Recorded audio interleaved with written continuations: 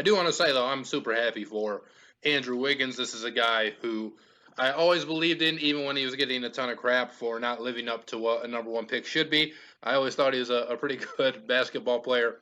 So to see him go to the Warriors and the Warriors kind of get panned for grabbing Wiggins, and then him Dibby stepping up on such a big stage, even if he's not Maple Jordan or the next LeBron or what people wanted him to be coming out of Kansas.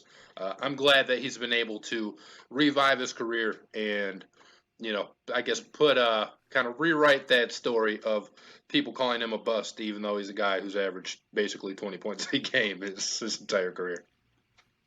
Yeah, let's talk about this man, because this is fantastic. I mean, this is a feel-good story. This man was done so dirty the minute he comes into the league for the Cleveland Cavaliers, and LeBron comes back and says, no, get out of here. You can go somewhere else. And he did. And he's been a good player, a very good player, but he hasn't been what people expect a number one overall pick to be. And then last year with the Golden State Warriors, he joins a Warriors team that is not good. They're trying to, get back to where they were. They're missing some star players. Injuries have really ravaged them, and they needed someone. And he needed a team. And he needed a team with a fresh start, a real fresh start, where there's no pressure. And there wasn't pressure here. Not as far as the he's got to be the man kind of pressure. There was pressure for him to do what he has done, and that's take his game to another level. Because the Warriors aren't going to... It's just like you joined the Pistons in 2005. Your good enough is not good enough.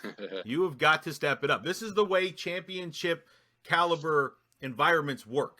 And I know we only got one out of that run, but 6 straight Eastern Conference Finals, it's still a championship environment.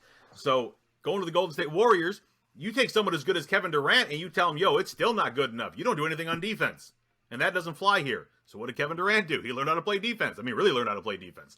And so Andrew Wiggins, who already had a little bit of that in him, got it a heck of a lot more, to the point that we are seeing him guard their best wing player night in and night out, no matter who the team is facing. Crashing the boards with a vengeance and getting double-digit boards now to go along with his double-digit points. And in a game where Steph was so obviously not on in the way that Steph is normally on, the Warriors needed a guy to go get a bucket a la a Kevin Durant. And they have it now in Andrew Wiggins. He's going to give you 45 like Kevin Durant, but he can give you 25. And he can give you double-digit rebounds. And he can guard your best wing player. And you best be sure now that he is going to help his team win. Well, he might, yeah. If he hits some of those threes, yeah, exactly. But he's giving them exactly what they need, and he is proving to the league that he is starting to look like he was worth the hype that was coming in with that number one pick, and he might just get there. Yeah, I think the defense with Andrew Wiggins has been so key, because even coming into the NBA, he obviously had a ton of hype. But you thought at least what you were getting was a good defender, because he was so athletic and long.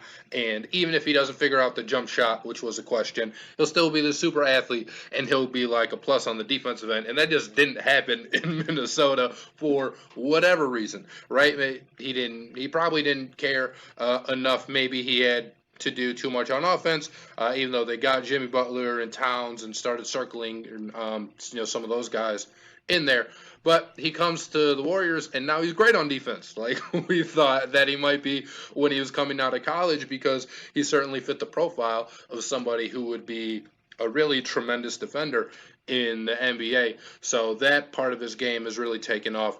And then I joked a little bit about it with the threes, but what was the most impressive part for me of game Andrew Wiggins was not losing that confidence, right? Because he was 0-6 from 3, and this is a guy who I think in this series, now he might be the 3rd leading scorer on the Warriors, but I think he was the 4th, even in this series, the 4th leading scorer on the Warriors.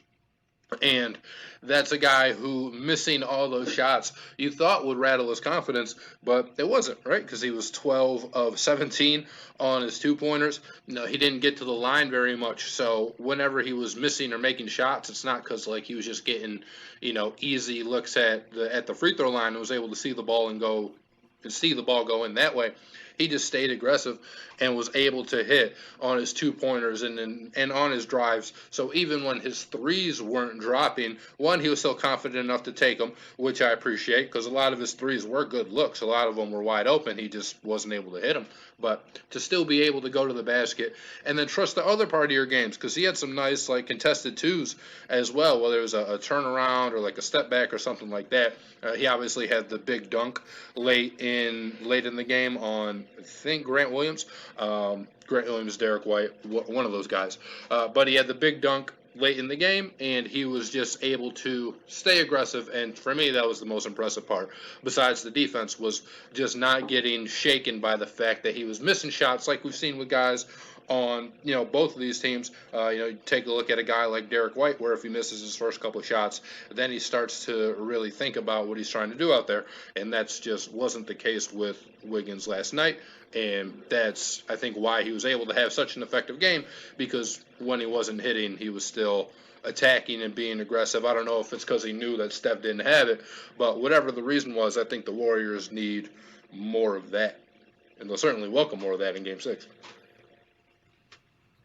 Oh, absolutely. No, with the outside shooting not working, he took it inside, and it's crazy. Usually you see the team that dominated the rebounding generally dominated the paint as well, and the Celtics dominated the rebounding.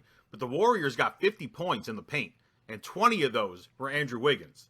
So they weren't dominating inside despite getting all those extra rebounds. Half of them turned to turnovers anyway, most likely off of what they got the rebound, because the Dubs were just, that ready to take it away back from the Celtics. But Wiggins played within himself.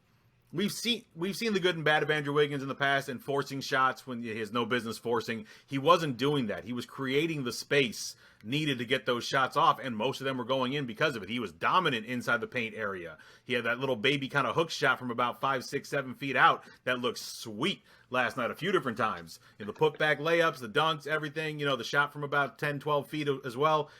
Everything else was working besides the three, and he stuck with it. He wasn't stubborn about trying to stick with the three. He took 6 of them. That's plenty. It wasn't working, and he wasn't forcing them either, though. The 6 he took were, he's open. Take the 3. And he did, and I'm glad he did. I'm sorry they didn't go in, but he did the right thing. He didn't make bad basketball decisions, and that played a big factor in the flow of the game.